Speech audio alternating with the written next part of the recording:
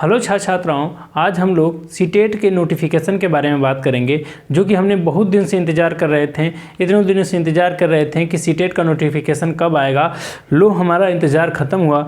CTET notification आ चुका है और स्टार्ट हो गया है जो है अप्लाई करने का। फॉर्म को अप्लाई करने का डेट जो है 27 नवंबर 2025। 27 नवंबर से ही फॉर्म जो है भरे जा रहे हैं और इसका लास्ट डेट 18 दिसंबर को समाप्त हो जाएगा और उसी दिन उसका पेमेंट भी समाप्त हो जाएगा। मतलब कि हम लोग जो सीटेट का फॉर्म का अप्लाई जो है कितने तारीख से 27 नवंबर से कर सकते हैं और 18 दिसंबर तक ही हम कर सकते हैं। इसके अंदर ही हमको फॉर्म फिलअप करना है, पेमेंट भी करना है।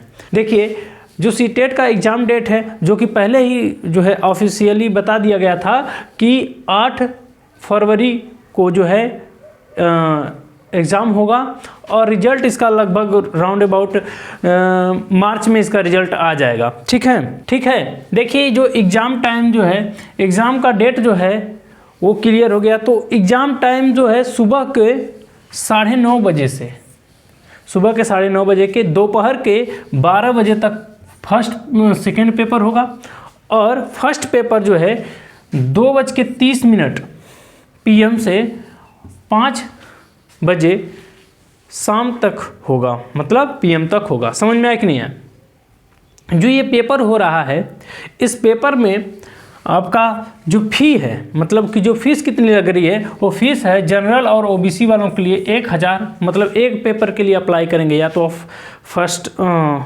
फर्स्ट के लिए अप्लाई करें या सेकंड के लिए अप्लाई करें, उसके लिए आपको 1000 लगेगा।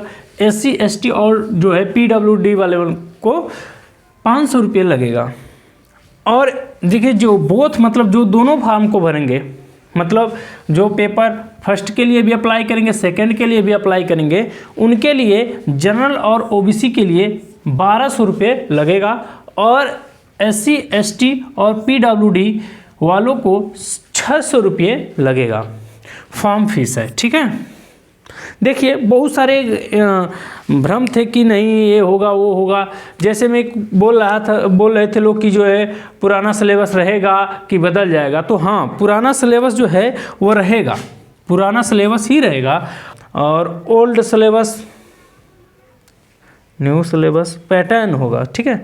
यहाँ पर सिलेबस की जगह पे हमको पैटर्न लिखना था, मैंने सिलेबस लिख दिया। ठीक है। तो पुराना सिलेबस और पुराना ही पैटर्न रहेगा, नया सिलेबस नया पैटर्न नहीं। और नई NCERT से पेपर होगा कि पुरानी NCERT से होगा, तो पुरानी ही NCERT से पेपर होगा।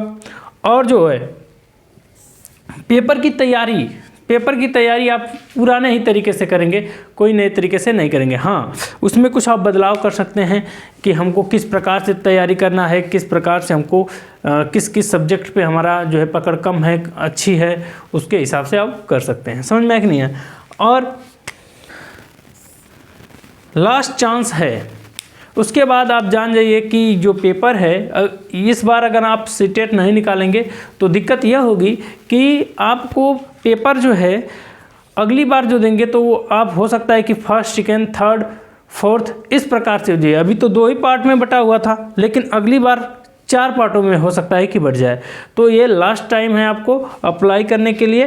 ठीक है। तो आप लोग अप्लाई कर लीजिए और इसको पास कर लीजिए। ठीक है। समझ में आया कि नहीं? अब देखिए, जो सिलेबस के बारे में बात है, तो सिलेबस जो है हमारा पुराना ही सिलेबस है। जैसे कि 1 से लेकर 5 वाले को जो फर्स्ट पेपर आप देंगे, वो फर्स्ट पेपर का जो है पैटर्न क्या है। पैटर्न में आपका जो है बाल विकास शिक्षण जो है वह 30 नंबर का आएगा। हाँ, उसमें 30 प्रश्न आएंगे, 30 नंबर के आएंगे। और इनमें जो है गणित आएगा, वो भी क्या होगा, 30 प्रश्न आएंगे और 30 नंबर के आएंगे।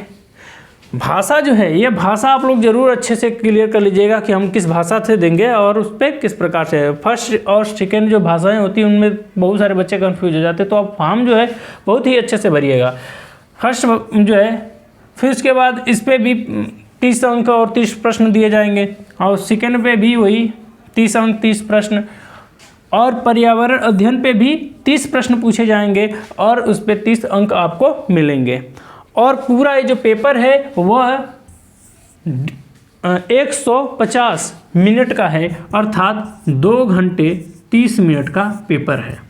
ठीक है, 2 घंटे 30 मिनट का जो है पेपर है, उस पेपर को आप लोग हल करेंगे, उतने में ही आपको सारी चीज़ें को कवर करना है। समझ में आया कि नहीं आया? और यदि आप सेकेंड पेपर मतलब कि सेकेंड पेपर अगर दे रहे हैं, मतलब कि 6 से लेकर 8 के लिए अप्लाई कर रहे हैं, तो उसके लिए आप लोगों को बाल विकास एवं शिक्षण जो है उसमें 30 नंबर के प्रश्न आएंगे और उसमें अंक 30 मिलेंगे। प्रश्नों की संख्या 30 रहेगी और अंक भी 30 मिलेंगे। और भाषा जो है वो भी, उससे भी 30 अंक प्रश्न पूछे जाएंगे, उस पर भी 30 अंक मिलेंगे। और सेकेंड भाषा से भी 30 अंक मिलेंगे और 30 प्रश्न पूछे जाएंगे और 30 अंक मिलेंगे। समझ में आया कि नहीं है? और विज्ञान और गणित जब आप सेकेंड में चले जाते हैं तो आप अपने किस हिसाब से पढ़ाई किए हैं, या बीए किए हैं कि बीएससी किए हैं, उसके हिसाब से आप फॉर्म को अप्लाई करेंगे। तो आप देखेंगे कि अगर कोई साइंस साइड से, मतलब साइंस और गणित को लेगा, तो भी उसको 60 प्रश्न पूछे जाएंगे और 60 नंबर के। यदि सामाजिक अध्ययन के बारे में से फॉर्म को अप्लाई करेगा तो भी उसे कितने नंबर के पूछे जाएंगे? 60 नंबर के प्रश्न पूछे जाएंगे और 60 प्रश्न पूछे जाएंगे। और ये जो प्रश्न है उसके लिए भी आपको, ये जो सेकंड पेपर है उसके लिए भी आपको 150 मतलब कि 150 मिनट दिए जाएंगे, जो कि 1 घंटा 30 मिनट का समय होता है।